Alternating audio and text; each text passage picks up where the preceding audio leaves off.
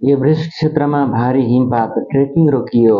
नमस्कार, स्वागत छ सुनौलो नेपाल न्युजमा। म सुमन बमजन तपाईँहरूमा फेरि पनि उपस्थित भइसकेको छु नयाँ समाचारको साथमा। ढिला नगरिकन आजको भिडियोलाई सुरुवात गर्न अनुमति चाहन्छु। नेपालको हिमाली क्षेत्रमा असामयिक रूपमा परेको भारी हिमपातका कारण एभरेस्ट क्षेत्रमा ट्रेकिङ र पर्वतारोहण गतिविधि अस्थायी रूपमा रोकिएको छ।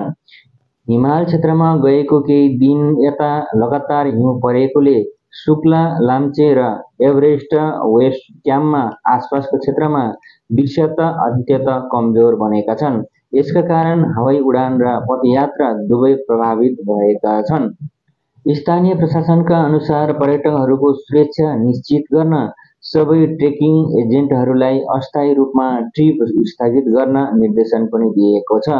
मौसम विरुद्धको योले वर्षको यो समयमा यति ठूलो हिमपात सामान्य नभएको बताउनु भएको छ। मौसम हिमपातले यो वर्षको यो समयमा यति ठूलो हिमपात असामान्य भएको बताएको छन्।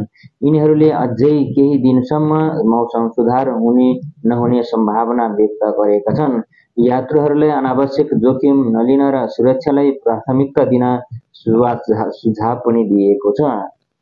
यात्रुहरूले अनावश्यक जोखिम नलिन र सुरक्षालाई प्राथमिकता दिन सुझाव दिएको छ।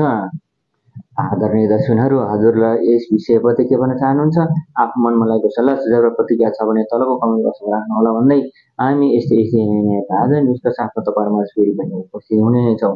तबसम्मको लागि बिदा दिनुहोस्। हवस् त, नमस्ते।